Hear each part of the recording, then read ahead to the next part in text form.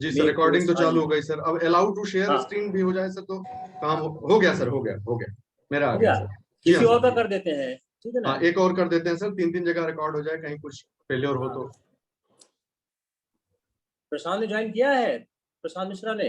Yes sir किया है तो आपको कर देता हूँ मैं। ठीक सर। किस प्रशांत नाम से है ना? जी सर।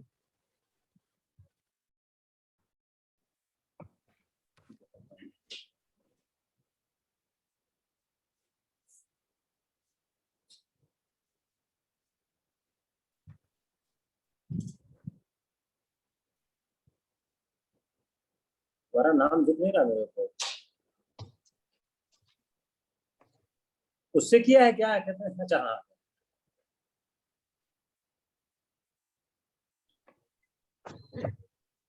लगता है एक ज्यादा को होस्ट नहीं बन सकता है। हाँ सर, ये लिमिट होगी सर, एक ही होगी लिमिट। जी सर। लेकिन हो है, रहा है रिकॉर्ड सर, मेरे में भी सर, कोई समस्या नहीं आनी चाहिए सर। पहले सर इनको ये पॉलिटिकल का थोड़ा सा आइडिया दे दिया जाए, पॉलिटिकल और फिजिकल का सर। तो सभी लोग इसको ध्यान से देखें। जो सवाल कई बार आते रहे हैं उसमें एक पैटर्न ये दिख रहा है कि कई बार बहुत सरल सवाल भी आ जाते हैं और हम लोग सोचते हैं कि जो है बहुत कॉन्सेप्चुअल आएगा, लेकिन कई बार सरल प्रश्न भी आ जाते हैं।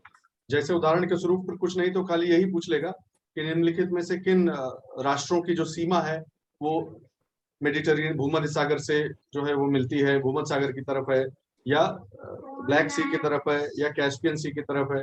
इस तरह से भी सवाल आ जाते हैं, तो उसको आप ध्यान रख लेंगे प्लीज, ये बहुत आवश्यक है।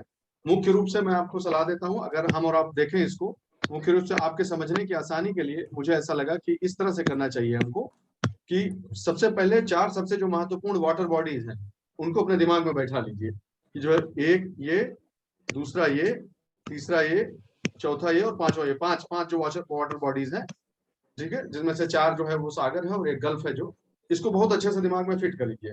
उसके बाद इन्हीं के सहारे बना लीजिए ऐसे ये ऐसे इसी में आप देखिए सागर और गल्फ में फर्क क्या है। सेम देखिए, जो सौर ने पिक्चर बनाई उसमें सागर है, गल्फ है। अब सागर और गल्फ में फर्क क्या है? अब गल्फ के आसपास कौन सा एरिया है, सागर के आसपास कौन सा एरिया है। आपको सवाल क्या क्या बनाएंगे कि भूमध्य सागर में, मिडिल ईस्ट में, वहां पर एक गल्फ है, गल्फ के आसपास कौन कौन से देश है, 3 देश का नाम लिख देंगे। तो सागर और गल्फ का अर्थ समझने की कोशिश करिए। चलिए, ओके, ठीक, ओके, थैंक यू। जी सर।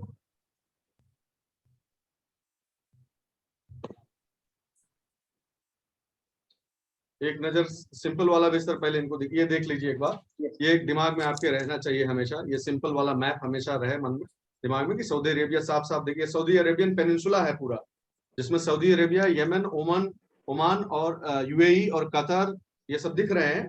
ये पूरा सऊदी अरेबियन पेनिनसुला कहलाता है, प्रायद्वीप। अब सऊदी अरेबिया पे सवाल क्यों आएगा? भारत का सऊदी अरेबिया का संबंध इसमें प्रॉब्लम में है। सऊदी अरेबिया ने पेट्रोल प्राइसेस में लॉजिस्टिक्स रेट बढ़ा दिए हैं, उसके लेके भारत उसके संबंधों में तनाव आ रहा है। तो आप ये भी तैयार करो, भारत का सऊदी अरेबिया के बीच संबंधों में तनाव क्या रहा है, ठीक है ना? चलो जी सर। और महत्वपूर्ण बात देखिएगा, भूमध्य सागर के बारे में जो हम लोग नोट करना कई बार रह जाता है कि अगर आप देखें भूमध्य सागर को, तो एक तरफ देखिए उत्तर पश्चिम की तरफ से जो है ये टर्की जो है ना, टर्की दरअसल कहिए तो यूरोप, टर्की के बाद से यूरोप शुरू हो जाता है। इनफैक्ट कहते हैं कि टर्की भी जो उसका पश्चिम भाग है वो यूरोप का ही भाग है। तो यूरोप जो है वो इधर से है, इधर से अफ्रीका है और इधर एशिया है। ये तीनों का एक ट्राई जंक्शन है। देखिए आप, 3 महाद्वीपों का ट्राई जंक्शन यहाँ पर हो रहा है, ठीक है, तीनों यहाँ पर मिल रहे हैं, इसलिए भी ये बहुत महत्वपूर्ण रहता है, ठीक है।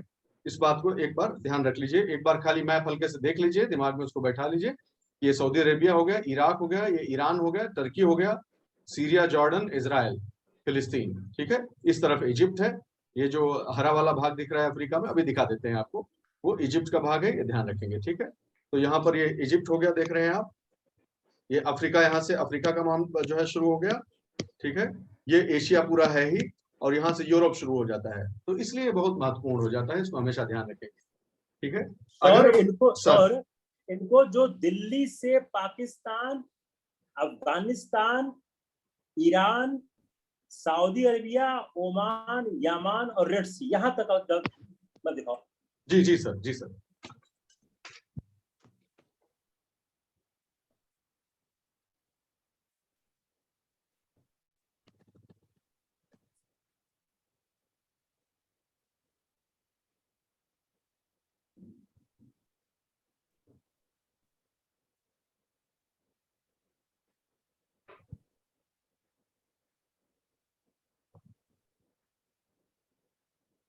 हाँ जी सर। आ गया? जी हाँ सर। देखिए इसमें खास बात क्या है, आप देखिए यहाँ पे रेड सी कहाँ पे है। अब रेड सी इंपॉर्टेंट क्यों है? क्योंकि जो स्वेज नहर है वह किन दो सागरों को मिलाती है।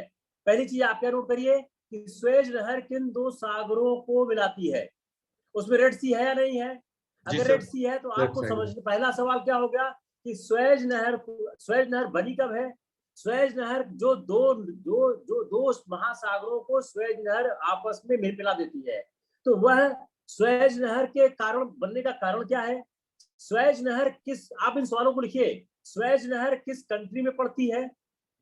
स्वेज नहर पे बहुत लंबे दौर तक फ्रांस का कब्जा रहा है। स्वेज नहर के खोज होने से फायदा क्या हुआ? जो यूरोप और एशिया के बीच की दूरी है वह दूरी बहुत ज्यादा कम हो गई। जी क्या सर। इस समय स्वेज नहर को कौन आदमी कंट्रोल करता है? आप स्वेज नहर के आसपास देखने की कोशिश करिए। जो स्वेज की वाटर टेक्नोलॉजी है, स्वेज नहर के बीच किलोमीटर आ गया, सामने लिखा हुआ है कि स्वेज नहर का किलोमीटर कितना लंबा है। जब स्वेज नहर की खोज हो गई उस समय उपनिवेशों का शोषण और आसान हो गया, क्योंकि यूरोप और एशिया के मध्य की दूरी बहुत कम हो गई, भारत पहुंचना आसान हो गया। और स्वेज नहर जो है, अगर आप देखें मानचित्र से, एक पतली सी पट्टी दिखती है। If you see from the upside, from the sky if you see, तो एक बहुत लंबी लाइन दिखती है। अब कभी बात, जो स्वेज नहर अभी हाल में जो वहां बंद हो गया, क्यों बंद हो गया? वहां एक बड़ा सरप्राइजिंग था कि हम लोग इंटरव्यू ले रहे थे ज्योग्राफी के स्टूडेंट का, शौर्य ने शायद ये सवाल किया था, वो ज्योग्राफी का स्टूडेंट नहीं बता पाया क्या कि स्वेज नहर इस समय बंद क्यों हो गई। वहां स्टॉर्म आ गया था। स्टॉर्म आने के बाद क्या हो गया, सल्फर डाइऑक्साइड निकलने लग गई, क्यों? वहां पर लगातार ईंधन जल रहा था। तो now you correlate the Suez नहर with the geography, with the exploitation of the colonies, and why there was a stampede in the sea at that point of time. तो आप ये जो फिगर आप सब नोट करो, कितनी शिप्स है वहां पे, कितना एरिया है, कितना कार्गो जाता है। आपके पास जब सवाल क्रिएट होगा, इन्हीं में से 3-4 फैक्ट को एक साथ और मिक्स करना स्टार्ट कर देंगे। तो नाउ नीड टू अंडरस्टैंड कि कैसे स्वेज नहर के इशू को समझने की कोशिश की जाए। तो स्वेज नहर जो स्वेज नहर का जो सारा इशू है, वह इशू क्या है? यह नॉर्थ ईस्टर्न इजिप्ट में लोकेटेड है। यह जो स्वेज नहर की पूरी जो हिस्ट्री है, वह हिस्ट्री इस तरह की बात करती है कि यह जो ओल्ड पर्शियन था उसके समय से स्टार्ट होती है, और इसका जो इसका ट्रांसफॉर्मेशन हुआ, वो बेसिक ट्रांसफॉर्मेशन हुआ मालू को ले जाने के बाद को लेके और दूरी को कम करने का। ठीक सर तो सुएज कैनाल के बारे में 2-3 तथ्य इकट्ठा किए हैं, वो आप लोग सब लोग ध्यान से समझ गए इस चीज को। ये मुख्य रूप से जो फ्रेंच हैं, उन्होंने 1799 में 1799 में उनका इस पर आधिपत्य हुआ, और उसके बाद जो है बहुत उन्होंने 1799, आपको ध्यान होगा 1799 एक और महत्वपूर्ण वर्ष है हमारे भारत के इतिहास के संबंध में, दक्षिण भारत के इतिहास के संबंध में। श्रीरंगपत्तनम में जो टीपू सुल्तान जो है की लड़ाई हुई थी, जो एंग्लो मैसूर वार, आप जानते होंगे, सुने होंगे, एंग्लो मैसूर वार सब जरूर पढ़ाए होंगे। उसमें क्या था कि फ्रेंच लोग जो चाहते थे, वो टीपू सुल्तान का हेल्प करना चाहते थे अंग्रेजों के खिलाफ। वो फ्रेंच चाहते थे कि हम टीपू सुल्तान को हेल्प कर सके। इस चक्कर में भी उस सुएज कैनाल कहा जाता है कि 2 मुख्य कारण है सुएज कैनाल के। एक तो इजिप्ट के इलाके पर जो आधिपत्य, उस पर उसको कंट्रोल में लेना, और एक छोटा सा माइनर रीजन ये भी माना जाता है कि फ्रेंच जो है इंडियन कॉलोनीज को अपनी जो इंडियन इन्वेस्टमेंट थे उसको प्रोटेक्ट करने के लिए जल्दी पहुंचना चाहते थे वो। अगर उस पर कब्जा हो जाए तो ब्रिटिश को आने में टाइम लगेगा, लेकिन फ्रेंच सड़क से पहुंच जाएंगे सुएज कैनाल के थ्रू। ये एक लॉजिक भी था, ठीक है। फिर 1859 में इसका जो है कंस्ट्रक्शन शुरू हुआ, 10 साल में ये फिर पूरा हो गया, इसको ध्यान रखिएगा। इससे पहले 3 बार और क्राइसिस हो चुकी है, ये जो नवीनतम घटना है। इससे पहले 2 बार और क्राइसिस हो चुकी है, ध्यान रखिएगा इसको पहली सुएज क्राइसिस और दूसरी सुएज क्राइसिस बोलते हैं, ठीक है। दोनों ही जो है वार पीरियड से संबंधित है, इस बात को ध्यान रखिएगा। जब कोल्ड वार चल रहा था, कोल्ड वार शीत युद्ध चल रहा था, तो ये लोग यूनाइटेड किंगडम, फ्रांस और इजराइल, ये सब एक तरफ थे, ठीक है, वेस्ट ब्लॉक कहलाते थे। और जो बाकी जो अपने जिसने इजिप्ट जो एक साइड में था, उसको यूएसएसआर यानी रशिया, जो उस समय यूएसएसआर था, वो सपोर्ट कर रहा था। इन दोनों के बीच में जो लड़ाई हुई थी, जो उस एक दूसरे का सपोर्ट करके जो है वो कोल्ड वार इसीलिए कहते हैं, क्योंकि ओपन लड़ाई कभी नहीं हुई उन दोनों के बीच में। बस ये दो जो लोग झगड़ रहे थे, उनको अलग अलग ब्लॉक्स जो है वो सपोर्ट करते रहते थे। फिर यूनाइटेड नेशंस ने उसको इंटरवीन किया और मामले को शांत किया, लेकिन ये रुका नहीं। बाद में फिर एक बार क्राइसिस आई, कब आई? जब 1967 में, हाँ 1967 में, जब इजिप्ट ने इसको क्लोज करना चाहा, ठीक है, बंद करना चाहा, और तब तीसरा अरब इजरायली युद्ध हुआ, थर्ड अरब इजरायली वॉर हुआ। इसको ध्यान रखिएगा। यूएस, बहुत इंटरेस्टिंग सी चीज है कि लगभग 7 और 8 साल तक बंद रहा ये, 1967 से 1975 तक बंद रहा ये। उस बीच में बहुत भयानक क्राइसिस हो गई, और इसलिए प्लान ये हुआ, आप ये जो एरिया देख रहे हैं सुएज कैनाल का, मैं आपको मैप में दिखाता हूं एक चीज, ध्यान से सुनिएगा। ये जो एरिया है, यहीं पर सुएज कैनाल का एरिया तो ये है, देखिए ये जो जा रहा है, ये है सुएज कैनाल।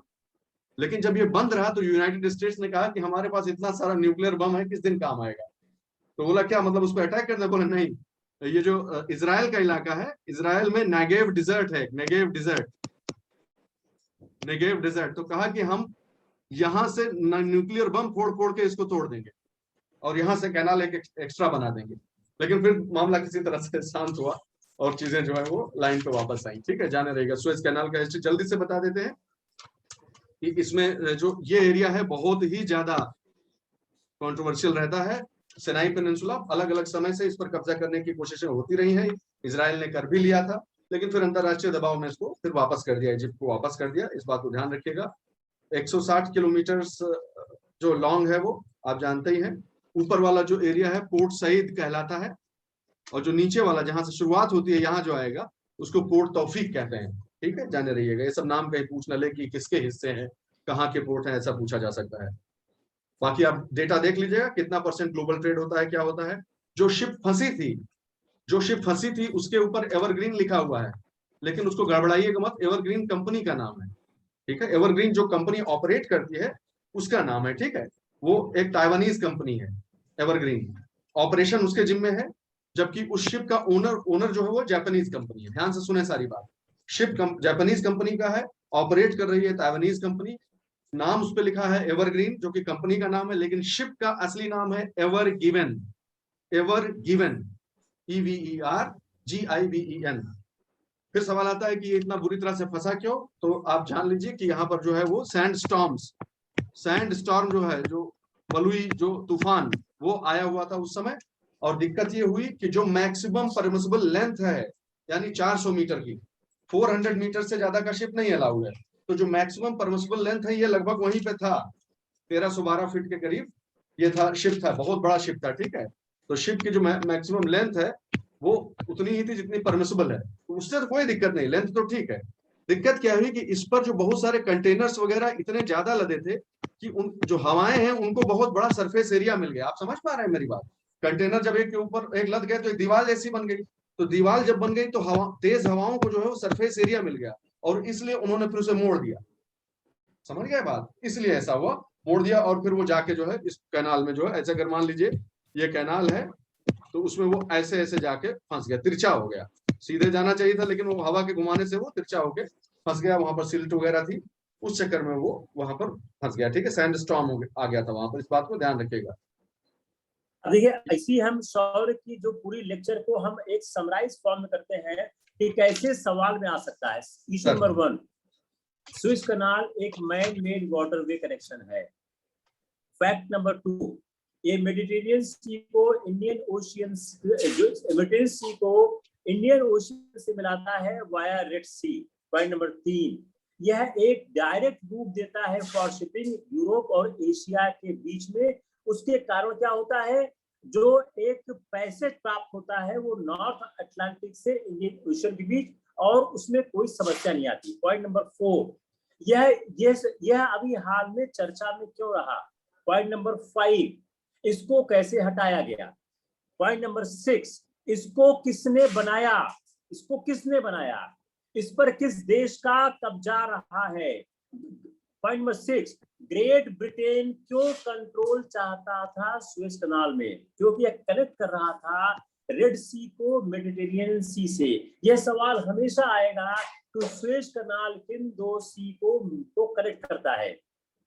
और यह जो शौर्य ने बताया, यह क्वेकर एक्सेस देता था एक जगह से दूसरी जगह को, और इसके कारण यह आसान हो गया आना जाना। ठीक है, इतने जो प्रश्न आ गए, उन प्रश्नों में आपके काम के होने की संभावना बहुत ज्यादा है। जो उन्होंने एक नाम बताया कि उस शिप का नाम क्या था, वो आप जरूर याद रखिएगा।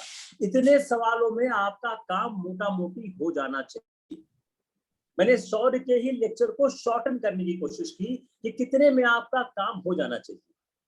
Thank you sir. तो अगली बात ये देख लेते हैं। अब आ जाते हैं, सुएज कैनाल का हो गया है, तो आप इस पूरे एरिया की फिजियोग्राफी को थोड़ा सा मेरी नजर से देख लीजिए, समझ लीजिए। ठीक है, देखिए क्या मैं कहना चाह रहा हूँ। सबसे पहले देख लीजिए कि कौन कौन सा इसमें आपको खुद सामने से कौन कौन से माउंटेन्स दिख रहे हैं। पहले हम माउंटेन्स देख लेते हैं। आप पेनिनसुला का अर्थ तो समझ ही गए हैं कि 3 तरफ से देखिए, 3 तरफ से पानी से गिरा है, 1, 2 और 3 प्रायद्वीप भारत के ही जैसा है। भारत भी 1, 2 और 3 तरफ से घिरा हुआ है, सब जानते हैं, इसलिए इसको भी पेनिनसुला, डेक्कन पेनिनसुला या इंडियन पेनिनसुला बोलते हैं। यह भी एक पेनिनसुला है और वर्ल्ड का लार्जेस्ट पेनिनसुला गिना जाता है। ठीक है, अब देखें इस बात को कि कुछ महत्वपूर्ण पहाड़, कुछ महत्वपूर्ण पठार, कुछ महत्वपूर्ण नदियां, कुछ महत्वपूर्ण रेगिस्तान और कुछ लेक्स, इनके सहारे पहले पढ़ लेते हैं। जल्दी से आप जान लीजिए कि कौन सा कहां पर है और उसका क्या महत्व है। ठीक है, इस चीज को जाने रहिए। सबसे पहले चलिए ईरान से ही ले लेते हैं, हिंदुस्तान से उधर की तरफ चलते हैं। ईरान देखिए, ध्यान से देखिए, ये जो पूरा एरिया है, ये प्लेट्यू ऑफ ईरान या ईरानियन प्लेट्यू कहलाता है। प्लेट्यू किस प्रकार का है बता सकते हैं आप, देखिए तो जरा। एक पर्वत श्रृंखला इधर आ रही है, आप देख रहे होंगे, एक पर्वत श्रृंखला ये चली आ रही है और एक पर्वत श्रृंखला इधर चली आ रही है। दोनों पर्वत श्रृंखलाएं आपको दिख रही होंगी साथ साथ। जो ऊपर है उसका नाम एल्बर्स है, एल्बर्स पर्वत श्रृंखला, और जो नीचे है उसका जैग्रोस पर्वत श्रृंखला नाम है। तो ऊपर पर्वत है, नीचे पर्वत है, और बीच में जो एरिया है वो पठार है। ठीक है, इस तरह के पठार को अंतर पर्वतीय पठार या ऐसा कुछ हिंदी में बोलते होंगे, इंटर माउंटेन प्लेट्यू बोलते हैं, इंटर माउंटेन प्लेट्यू। ठीक है, तो ईरानियन प्लेट्यू कैसा प्लेट्यू है, इंटर माउंटेन प्लेट्यू का एग्जांपल है। ठीक है, ठीक इसी तरह दो और मैं आपको पर्वतमालाएं बताता हूं, वो भी आप हमेशा इस चीज को ध्यान रखिए। 2 और हैं, जैसे ये देखें, सीरिया, ऊपर टर्की की तरफ आ जाए, टॉरस, यहाँ टॉरस माउंटेन है, और यहाँ पे पॉन्टिक, दिखाया हुआ नहीं लग रहा है लेकिन पॉन्टिक माउंटेन है वहां पर। और बीच में जो प्लेट्यू है उसको अनाटोलियन प्लेट्यू कहते हैं, अनाटोलियन प्लेट्यू। तो ये 2 मुख्य पठार आप हमेशा ध्यान रखिएगा कि अनाटोलियन प्लेट्यू कहाँ है, टर्की में है, उन किन 2 पर्वतों के बीच में है। ऊपर जो है पॉन्टिक माउंटेन है और नीचे टॉरस माउंटेन्स है। ये दोनों, दरअसल अगर आप देखें ना, अगर आप थोड़ा भी समझे, हम लोग इतना पढ़ चुके हैं तो अब आपको आना चाहिए कि अगर देखिए तो ये एक ऐसा भ्रंश जो बना है, देखिए ना, ये हिमालय से चलिए अगर इंडिया की तरफ से, आपको बताया था कि पामीर नॉट आती है ऐसे, ये पूरा देखिए, पूरा पहाड़ी इलाका ही चला जा रहा है इसे, है ना। इस चीज को ऐसे समझने का प्रयास कीजिए, पूरा का पूरा एरिया उस उन्हीं टेक्टोनिक एक्टिविटीज के थ्रू थोड़ा थोड़ा करके अलग अलग समय पर अलग अलग कारकों के द्वारा बनाया हुआ है। इस बात को ध्यान रखिए। तो ये मुख्य जो है कुछ जो आपको मैंने पर्वत बता दिए। ठीक है, अभी तो बस धीरे धीरे आगे बढ़ते जाते हैं, इसका फिजिकल खत्म हो जाए फिर इसके जो है पॉलिटिकल एस्पेक्ट पे चर्चा करते हैं। अगली बात जो देखने लायक है वो यहाँ पर ये है, याद इस चीज को, और एक छोटा सा पॉइंट याद रख लीजिए कि जो अनाटोलियन प्लेट्यू है, मान लीजिए ये पठार है, ऐसे ऊंचा सा पठार है, ये ऐसे करके जगह है मान लीजिए, वहां से जो नदियां निकलती है ना, वो उसी पैटर्न में निकलती है। रेडियल पैटर्न याद है किसी को, रेडियल, ऐसे लगता है, ऊपर से देखिए तो ऐसे लगता है कि जैसे किसी पहिया के जो है वो जैसे कहते हैं ना साइकिल का तीली, जैसे साइकिल के पहिए में तीली नहीं होती कि इधर भी नदी निकल रही इधर भी नदी, तो एनाटोलियन प्लेट्यू जो है वो रेडियल रिवर्स वहां से जो निकलती है वो रेडियल पैटर्न की रिवर्स रेडियल पैटर्न को फॉलो करती है। एक एक्स्ट्रा इन्फॉर्मेशन है, हल्का सा दिमाग में रख लेने में कोई बुराई नहीं है। जैसे हमारे यहाँ आप देखेंगे तो अमरकंटक वगैरह का जो इलाका है उस उन पठारों में से जो निकलते हैं वहां भी इस प्रकार का आपको पैटर्न देखने को मिलता है। आप जल्दी से आ जाइए, अगली चीज को समझ लेते हैं, और वो है कि इसी में अगर आप मैप देखिए क्या है ना, एस्पायरेंट को चाहिए वो देखे कैसे और सवाल बन सकते हैं। अगर आप मैप देखिए एशिया फिजिकल, एशिया पॉलिटिकल, आपको मैप में ही दो चीज दिख रही है जो कि आने से पहला आप देखिए एशिया फिजिकल, द ऑरेंज एस्ली आर हंटर्स, ऑरेंज एस्ली tribe in tropical climate reason. आप मैप में जहां एशिया फिजिकल बना है, आप एशिया फिजिकल का मैप खोलिए, पेज नंबर 50 पे है जो मेरे पास है, कहते हैं वो मैप। उसमें आप लोग बहुत हाई फाई मैप इस्तेमाल करिए, जो एक ऑक्सफोर्ड जो एक स्टूडेंट का एटलस होता है वो आपके सफिशिएंट है। आप देखिए उस मैप को, उस मैप में जो ऑरेंज एस्ली ट्राइब है ट्रॉपिकल क्लाइमेटिक रीजन में, उसमें ऑरेंज एस्ली क्या है, हंटर्स है। वो कहाँ रहते हैं, dense evergreen forest of peninsula Malaysia में रहते हैं। वो शिफ्टिंग कल्टीवेशन करते हैं और some of them make bamboo handcraft for a living of now. ये चारों चीज जोड़ सॉल्व बना देंगे। अब ये क्यों बनेगा, क्योंकि जो सौर टॉपिक कवर कर रहे हैं उसी टॉपिक, उसी में जो एशिया फिजिकल का मैप है उसी में दिख रहा है। अब आप उसी के जस्ट देखिए एशिया पॉलिटिकल, उसमें 3 बने हुए हैं इंपॉर्टेंट सिटीज, जेरूसलम, मक्का और टोक्यो। जेरूसलम में क्या है, होली सिटीज ज्यूज की है, क्रिश्चियंस की है, मुस्लिम की है। अब सवाल क्या हो गया, जेरूसलम किसकी होली सिटी है, ए ज्यूज, बी क्रिश्चियंस, सी मुस्लिम। अगर आपने ये नहीं पढ़ा सवाल गलत हो जाएगा, आप मुस्लिम पर टिक लगाओगे ही नहीं क्योंकि दिमाग में नहीं आएगा ये। उसके नीचे क्या है, मक्का, मक्का तो फिर नहीं पूछा जाएगा। तीसरा क्या है, टोक्यो मोस्ट पॉपुलर सिटी। तो जब आपने ये ज्योग्राफी पढ़ने की कोशिश की, ये 2 पोर्शन साथ में और पढ़ डालो।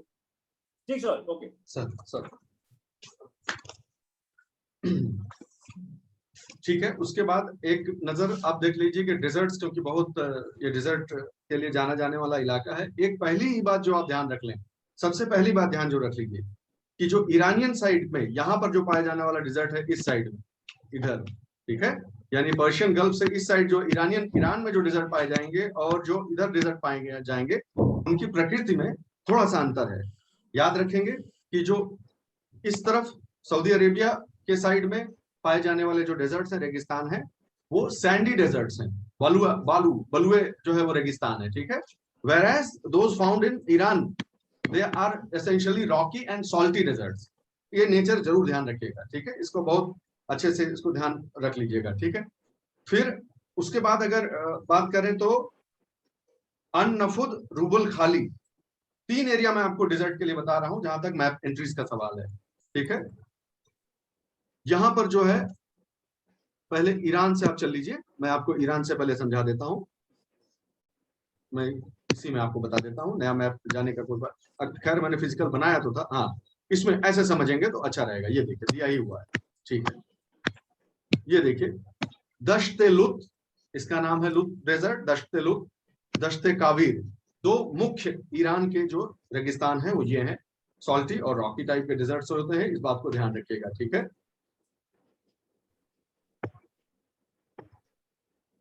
अगली चीज जो आप ध्यान रखेंगे वो यह है कि सऊदी अरेबिया में जो है वो कौन कौन किस प्रकार के डिजर्ट पाए जाते हैं। तो सऊदी अरेबिया के ऊपर साइड में देख लीजिए, जहां पे सीरिया भी है, इस एरिया में सीरियन डेजर्ट पाया जाता है, इस चीज को ध्यान रख लीजिए। फिर इस एरिया में इसके ठीक नीचे जो है वो अन-नफुद, NAFUD, अगर आपके पास एटलस है तो आप देख रहे होंगे, उसमें अन-नफुद जो है वो डेजर्ट पाया जाता है, ठीक है। बहुत अलग अलग तरह के बहुत सारे इसमें डेजर्ट दिए हुए हैं, लेकिन मुख्य रूप से जो आपको याद रखने की जरूरत है वो रूबल खाली। रूबल खाली का क्या अर्थ होता है, खाली का मतलब ये है रूबल खाली वाला इधर, खाली का मतलब ये होता है एम्प्टी, एम्प्टी खाली जहां और कुछ नहीं, तो एम्प्टी क्वार्टर इसका जो है ट्रांसलेशन होता है। तो रूबल खाली ये हो गया, ठीक है, और अन-नफुद ये हो गया। ये 2 मुख्य डेजर्ट जो है वो सऊदी अरेबिया रीजन के, इसको आप हमेशा ध्यान रखिएगा, ठीक है। रूबल खाली और अन-नफुद यहाँ के हो गए, ये सैंडी डेजर्ट्स हैं, प्लीज रिमेंबर देम, ओके। फिर सीरियन डेजर्ट्स आपने देख लिया। अब ईरान के डेजर्ट दोनों आपने देख लिए, दश्ते कबीर, दश्ते काबिर और दश्ते लुत, ये भूलिएगा मत, दश्ते लुत, दश्ते काबिर, अन-नफद, रूबल खाली, सीरियन डेजर्ट। 5 मैंने सिर्फ आपको बताया, इससे अधिक नहीं बताया, 5 खाली आप याद रखिए बस कि हाँ भाई ये इस इलाके में पड़ते हैं। ठीक है, अगर आपको मैं यहाँ के रिवर्स के बारे में बताऊं, हाँ रिवर्स के बारे में दिख ही रहा है मैप में, तो अभी करते चलते हैं रिवर्स के बारे में। ठीक है, ये देखिए रिवर्स दिख रही हैं आपको, 3 मुख्य नदियां आपको बताऊंगा, आप उन्हें खाली याद रखिएगा। 3 मेजर रिवर्स मानी जाती हैं यहाँ पर जो इंपॉर्टेंस की है, बस वो आप अच्छे से समझ लें कृपया। नंबर 1 जो है यूफ्रेट्स है। यूफ्रेटिस जो है देखिए ये चल रही है, यूफ्रेटिस जो रिवर है, एक मिनट जाइए, हाँ ब्लैक में कर लेता हूँ। यूफ्रेटिस एक रिवर चल रही है आपके सामने, आप देख रहे हैं, और दूसरी जो है वो टिग्रिस रिवर है। ठीक है, यूफ्रेटिस और टिग्रिस 2 रिवर्स हैं। इस बात को ध्यान रखेंगे कि इस पूरे इलाके में इधर के साइड में यही मुख्य नदियां हैं, बस 2 याद रखिएगा। तीसरी नदी जॉर्डन से चलती है, जॉर्डन रिवर कहलाती है, वो अभी देखेंगे यहाँ बाद में। ठीक है, जो डेड सी में आके गिरती है वो अलग तीसरी नदी है। तो ये 2 नदियां बहुत ही महत्वपूर्ण नदियां हैं इस पूरे इलाके के लिए, जो जाके पर्शियन गल्फ में गिरती है, इस बात को ध्यान रखिएगा। आर्मेनियन हाईलैंड्स है यहाँ पे, आर्मेनियन हाईलैंड्स, आर्मेनिया का जो इलाका है, वहां माउंट अरारात, अरारत पर्वत है, अरारत पर्वत करके वहां से निकलती है। ठीक है, वहां की हाईलैंड से, और यूफ्रेटिस बन के इधर से ये आ रही है, एक टिग्रिस होके आ रही है। ये हाजार करके यहाँ पर एक्चुअली एक लेक है, हाजार, HAZAR, वहां से टिग्रिस निकल रही है। ये दोनों आके यहाँ पर इस जगह पर जुड़ जाते हैं। ठीक है, जहां पर ये मिल जाते हैं उसके आगे जो नदी है उसका नाम है शत अल अरब। ठीक है, शत अल अरब है, जो आके जाके पर्शियन गल्फ में मिल जाती है। इसमें एक महत्वपूर्ण चीज जो है मैं बता दूं कि इसी पर ये जो यहाँ पर जो आके मिले हैं, इसी इलाके में एक बहुत महत्वपूर्ण पोर्ट है, बसरा पोर्ट उसे बोलते हैं। हाँ यस यस एग्जैक्टली, बहुत ही अच्छी बात, बसरा पोर्ट उसे बोलते हैं, वो यहाँ पर है। तीसरी बात जो इसमें मैप में नहीं दिखाई गई लेकिन मैं आपको बता देता हूँ, वो ये है कि एक और महत्वपूर्ण नदी है जो ईरान की सबसे बड़ी नदी है, सबसे महत्वपूर्ण नदी है करून, कारून या करून नदी है, वो ईरान की तरफ से आके यहाँ पर मिलती है। इस बात को भी ध्यान रखिएगा, जिसपे बहुत पहले 10 साल पहले की बात है, अभी भी वही हालत होगी, कारून रिवर यहाँ आके मिलती है। और इस रिवर के मुहाने पर ही एक अहवाज, अहवाज करके एक सिटी है ईरान, जिसे एक समय में, और शायद अब भी हो, देख लीजिएगा करंट अफेयर्स पे, सबसे पोल्यूटेड सिटी, वर्ल्ड का सबसे पोल्यूटेड एयर इंडेक्स जो है वो यहाँ का हुआ करता था। ठीक है, इस बात को ध्यान रखेंगे।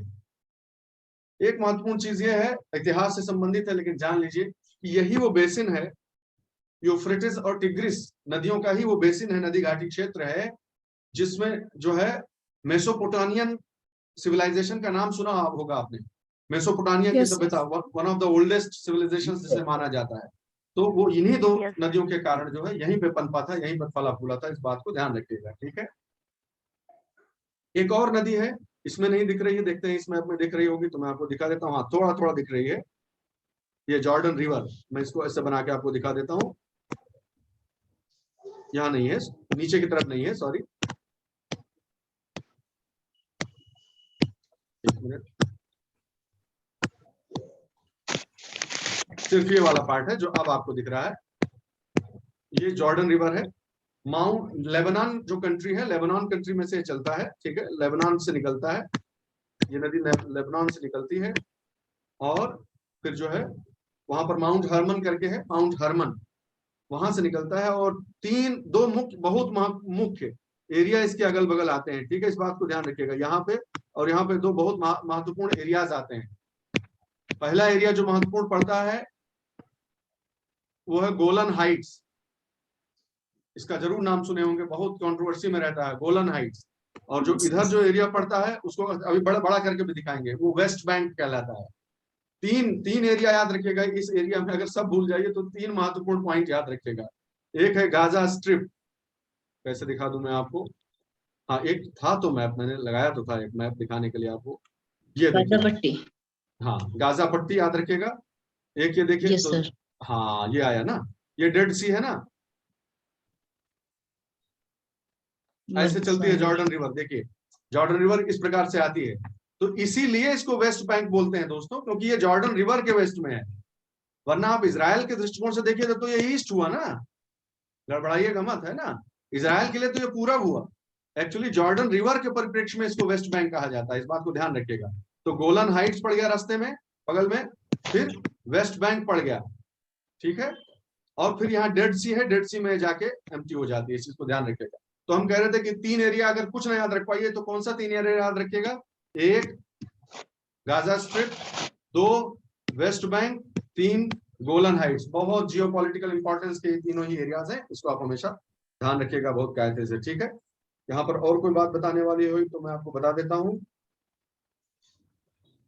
ठीक है। डेड सी के बारे में क्या बता सकते हैं? डेड सी आप जानते होंगे कि विश्व का दूसरा सबसे अधिक सैलाइन, नमकीन खारे पानी, सबसे ज्यादा सैलिनिटी, खारापन जो है नंबर 2 पे डेड सी में ही माना जाता है। नंबर 1 तो वहीं बगलिया में है, तुर्की में, lake Van, yes lake Van करके है झील जो है, वो नंबर 1 है, और नंबर 2 ये है, ठीक है। डेड सी है, डेड सी का भी हालत ठीक नहीं है, अभी डेड ही होने के कगार पे जा रहा है वो, क्योंकि उसमें इलीगल सैंड माइनिंग और सॉल्ट माइनिंग और ये सब बहुत चल रहा है। इस बात को ध्यान रखिएगा।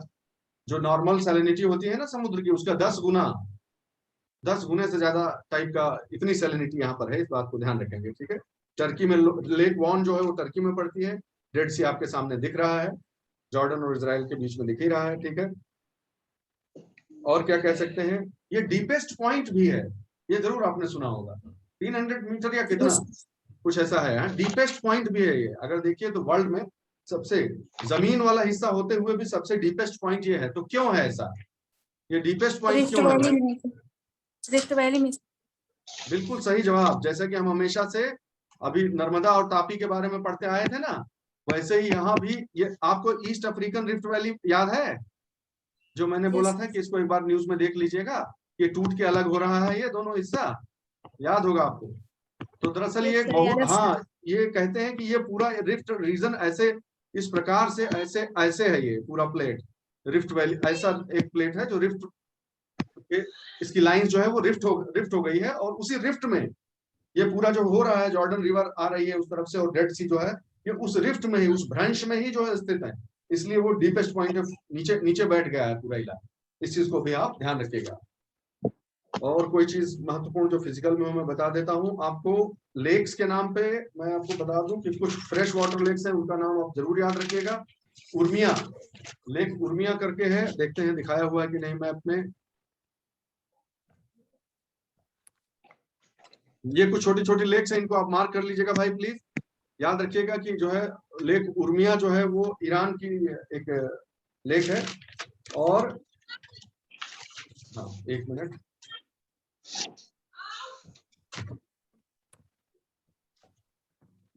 ठीक है, फ्रेश वाटर लेक्स हैं और इनका भी हालत खराब हो रहा है। जो इस एरिया में फ्रेश वाटर लेक्स हैं वो भी सूख रही हैं, इस बात को जाने रहिएगा। और उनके सूखने का जो मुख्य कारण है, बहुत बारीकी से इस चीज को समझ लीजिए, उनके सूखने का मुख्य कारण जो है वो 2 हैं, एक मानव जनित है, मैन मेड है, और एक नेचुरल है, ठीक है। नेचुरल क्या है कि यहाँ पर डेजर्ट्स आते हैं, saline desert, salt desert, storms आते हैं और वो पड़ते जाते हैं। और दूसरा है कि यहाँ की नदियों को कॉटन इरिगेशन के लिए बहुत अधिक दोहित कर लिया गया है, बहुत दोहित उनका एक्सप्लॉइटेशन कर दिया गया है ऊपर के इलाके। तो जैसे अरल सी खत्म हो गया, वैसे ये भी खत्म ना हो जाए, इसकी आशंका जताई जा रही है। फिर से लॉग इन करते हैं और आगे का चालू करते हैं।